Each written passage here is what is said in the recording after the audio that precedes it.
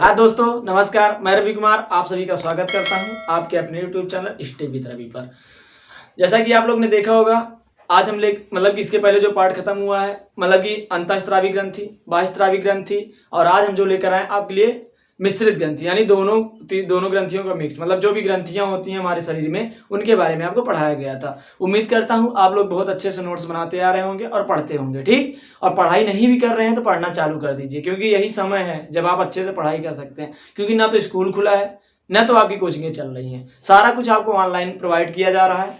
अब ऑनलाइन आपको पढ़ने की सलाह दी जा रही है, क्योंकि ये कोरोना का जो नया वेरिएंट, मतलब नया वेरिएंट ओमिक्रॉन जिसको कहते हैं, मतलब नया रूप लेकर आया हुआ है ओमिक्रॉन, वो बहुत तेजी से फैल रहा है, ठीक। तो आप तो स्कूल तो नगण्य मान लीजिए, स्कूल अभी नहीं खुलेगा, और जहां तक सरकार ने आदेश भी दे दिया 30 जनवरी तक स्कूल बंद रहेंगे।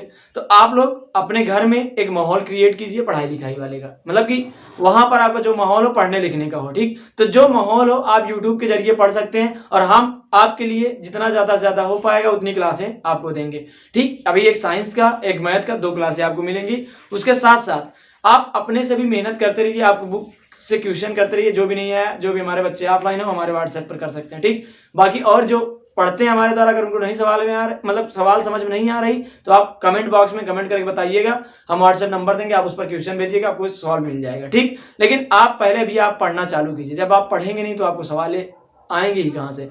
या आप मेहनत कीजिए, हम आपके साथ हैं, ठीक। तो इसी के साथ हम लेकर आए हैं मिश्रित ग्रंथि। इसके पहले जो सबसे पहला पार्ट था बाह्यस्रावी ग्रंथि था, उसमें क्या होता था, बाह्यस्रावी ग्रंथि में नली होती थी और उसका जो संपर्क होता था ब्लड से नहीं होता था। मतलब कि उसमें जो होता था वो बाह्यस्रावी ग्रंथि में हमेशा एंजाइम का स्त्राव होता था, मतलब उसमें से क्या निकलते थे, एंजाइम। उसके बाद जो यहाँ पर अंतःस्रावी ग्रंथि में हुआ, उसमें क्या हुआ, अंतःस्रावी ग्रंथि बोले तो उसमें हार्मोन का स्त्राव हुआ, ठीक। उसमें ब्लड के संपर्क में सीधे था, उसमें डक्ट नहीं थी, यानी नली नहीं थी। लेकिन अभी जो लेकर आए वो मिश्रित ग्रंथि है। मिश्रित ग्रंथि आप देखेंगे, इसमें क्या होता है, हार्मोन और एंजाइम दोनों का मिश्रण, हार्मोन एवं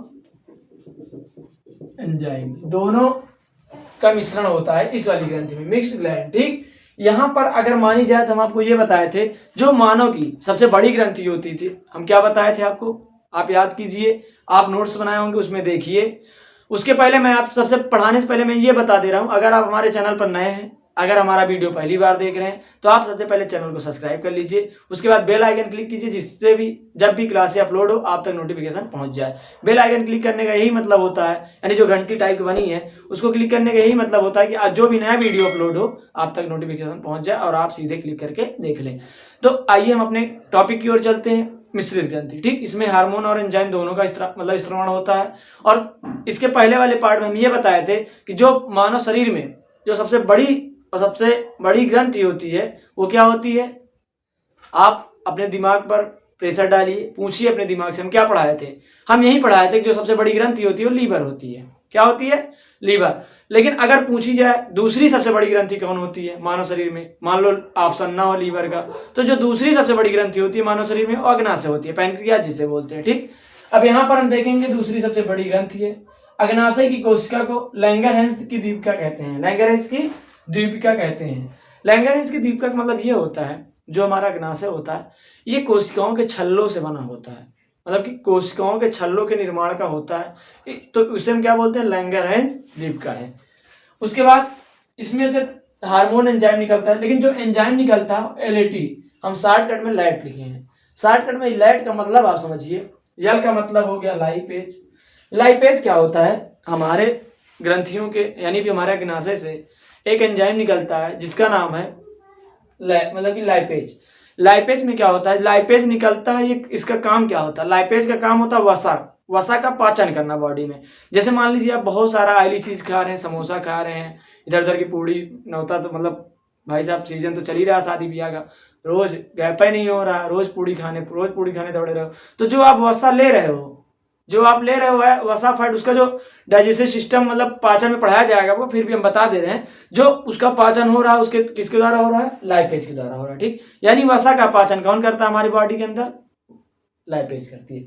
लाइपेज का स्त्रवण कहाँ से होता है, सबसे पहले आपको ये पूछ लिया जाएगा। लाइपेज का जो स्त्रवण होता है अग्नाशय ग्रंथि से होता है, ठीक। ये था। उसके बाद आएंगे देखेंगे, एल से हो गया लाइपेज, ए से हो गया इमाइलेज। इमाइलेज का मतलब होता है स्टार्च का पाचन करना। स्टार्च आप समझ रहे होंगे स्टार्च होता क्या है। स्टार्च अगर आप नहीं जान रहे, जैसे आप मान लीजिए रोटी खाते हैं, सेब खाते हैं, मूंग खाते हैं, चना चबाते हैं, तो उसमें जो जैसे आप मान लीजिए मोटा जैसे आप गेहूं खाए तो गेहूं के ऊपर वाला पार्ट जो होता है, फिर सेब समझिए, सेब का जो ऊपर वाला पार्ट होता है, जो छिलका होता है, उसे स्टार्च बोलते हैं। उस टाइप का चना खाए, चना का जो ऊपर का कवर होता है क्या कहलाएगा, स्टार्च कहलाएगा। इसी तरह जितने भी हम स्टार्च अपने बॉडी के अंदर लेते हैं, रोटी खाओगे आप, चोकर समझ लीजिए, स्टार्च मतलब चोकर, जो चोकर का पाचन होता है हमारी बॉडी में, उसको कौन करता है, इमाइलेज करता है। ठीक, किसके द्वारा स्त्रवण होता है इसका, एंजाइम का। कौन सी ग्रंथि से, मिश्रित ग्रंथि। मिश्रित ग्रंथि में कौन, अग्नाशय।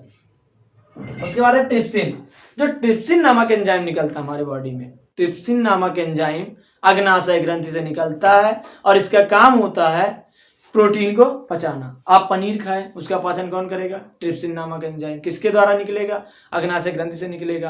कौन सी ग्रंथि है, अग्नाशय, मिश्रित ग्रंथि है। ठीक, उसके बाद हम यहाँ देखेंगे हार्मोन। अभी आपको एंजाइम तो बता दिए, अब इसमें आप देखिए हार्मोन, जो हार्मोन निकलता है उसका काम क्या होता है। यहाँ पर अल्फा सेल निकलता है, इसे आप पहले लिख लीजिए बढ़िया। ठीक, अल्फा सेल जो निकलता है उसे बोलते हैं क्या, ग्लूकोगान, मतलब कि ग्लूकोगान नामक हार्मोन स्रावित होता है। ग्लूकोगान क्या करता है, ग्लूकोज को हमारे बॉडी में ग्लूकोज की मात्रा को बढ़ा देता है। ठीक, मतलब ग्लूकोज को बढ़ाना किसका काम होता है, अल्फा सेल। ठीक, यहाँ पर ग्लाइकोजन और ग्लूकोज का मतलब समझिए आप, हम इसके पहले वाले पार्ट बताए थे। लीवर हमारी ऊर्जा को किस रूप में संचित करता है, लीवर हमारी ऊर्जा को एंजाइम मतलब कि लीवर हमारी ऊर्जा को इसी जो लिखे हैं ग्लाइकोजन के रूप में संचित करता है। फिर जैसे मान लीजिए हम खाना नहीं खाए तो जब हमको ऊर्जा ट्रांसफर करनी होती है किसके रूप में, मतलब ग्लाइकोजन को ग्लूकोज के रूप में कौन बदलता है, लीवर बदलता है। ठीक, अब इसके बाद यहाँ पर है बीटा सेल से इंसुलिन नामक हार्मोन के स्रावित होता है। बहुत ही ज्यादा इंपॉर्टेंट है इंसुलिन का काम क्या होता है, ये ग्लूकोज को कम करता है, यानी कि हमारे अंदर मतलब जब शुगर के लेवल बढ़ जाता है, इंसुलिन की कमी होती है तो शुगर का लेवल बढ़ जाता है। शुगर को कम कौन करता है, इंसुलिन। तो इंसुलिन जो हार्मोन स्रावित होता है वो पैनक्रियास से होता है, अग्नाशय से होता है। अगर आप समझिए आप में शुगर बढ़, आप किसी भी व्यक्ति में शुगर बढ़ने का रीजन समझ रहे हैं, उसमें इंसुलिन की मतलब इंसुलिन स्रावित ही नहीं हो रहा है, इंसुलिन निकल ही नहीं रहा है अग्नाशय ग्रंथि से, तो वहां पर क्या हो जाता है, जब आप देखेंगे इंसुलिन स्रावित नहीं होता हमारी बॉडी से, हमारे अग्नाशय से, तो हमें शुगर हो जाता है। तो डॉक्टर के पास जाते हैं तो डॉक्टर बताता है इसे ऐसी दवा खाइए, वो अपने हिसाब से दवा देता है, वो दवा देता है इंसुलिन की। क्या इंसुलिन की अगर मात्रा बढ़ेगी तो ग्लूकोज कम होगा, मतलब जो शुगर है वो आदमी का कम होगा। हम आपको नॉलेज के लिए बता दें कि जिस भी व्यक्ति को शुगर है उसे जामुन बहुत ज्यादा खाना चाहिए, जब बहुत ज्यादा मतलब 7 से 8 पीस जब जामुन का सीजन हो तब खाना चाहिए। नहीं तो एक कड़ी पत्ती होती है, आप सुने होंगे, उसे आप बिना जब आप शुगर वाले पेशेंट क्या होते हैं, शुगर फ्री मतलब शुगर उसमें नहीं रहता जो चाय पीते हैं, तो उसमें आप कड़ी पत्ती डाल के पी सकते हैं। उसके बाद आप जामुन के बीज को रखे रहिए, जामुन खाइए, उसके बाद बीज को रखे रहिए, उसका चूरन बनाइए, चूरन बना के आप 365 दिन यानी साल के 12 माह उसे खाइए। इससे क्या होगा, शुगर लेवल कम हो जाएगा। अब ये जो इंसुलिन होता है वो जिंक का बना होता है, किसका बना होता है, जिंक का।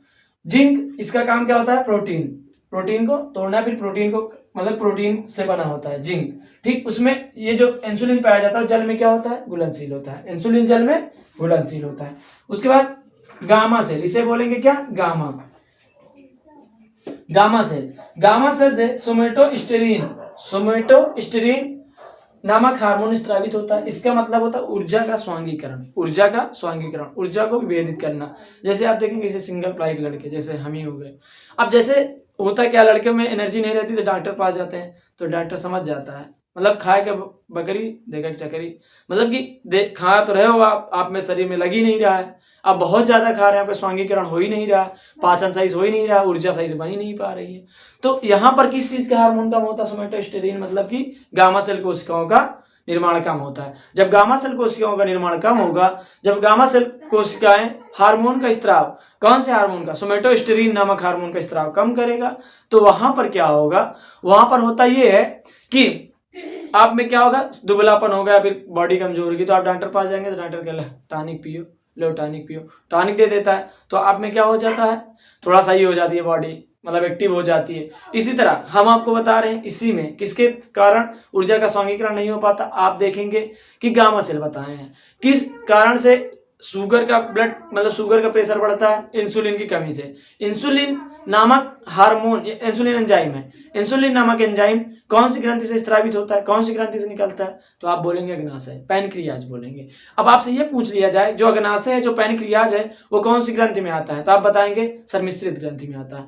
यही आपको कंप्लीट करना था और यही हम आपको बताने आए हैं। और इसके बाद जो वीडियो आएगा वो और बड़ा आएगा, लेकिन अभी मेरा जो मतलब कि मेन पर्पस था कि तीनों पार्ट पढ़ा दिया, नहीं बाह्यस्रावी ग्रंथि जिसमें एंजाइम का स्राव होता है, और अंतःस्रावी ग्रंथि जिनमें हार्मोन का स्रावित होता है, मिश्रित ग्रंथि जिसमें एंजाइम और हार्मोन दोनों का स्राव होता है, जैसे अग्नाशय। ठीक, उम्मीद करता हूं आपको क्लास अच्छी लगी होगी। अगर आपको क्लास अच्छी लगी है तो एक छोटा सा कमेंट जरूर बनता है, कमेंट करके बताइए आपको कैसी क्लास लग रही है। ठीक, और लाइक कीजिए, चैनल को शेयर कीजिए, अपने दोस्तों तक शेयर कीजिए, जिससे वो भी पढ़ सकें, वो भी इस लॉकडाउन की स्थिति में, इस कोरोना की स्थिति में वो भी अपने आप को संभाल सकें, उस माहौल में ढाल सकें जहां से उनके घर बैठे पढ़ाई हो सके। और हम आप लोग के आप आस पास से हैं, आपको कोई भी डाउट होता है तो आप पूछ सकते हैं, लेकिन आप पढ़ेंगे तभी डाउट बनेगा। जब आप किसी चीज को शुरू ही नहीं करेंगे, पढ़ोगे ही नहीं, तो कहाँ से आप आगे बढ़ोगे? तो आप अभी से पढ़ना चालू कीजिए। समझ में आया? अब उम्मीद करता हूं आपको क्लास बहुत अच्छी लगी हुई। अब इसके बाद जो वीडियो आएगा उसमें साइंस का अगला पार्ट पढ़ाया जाएगा। तब तक के लिए जय हिंद, जय भारत।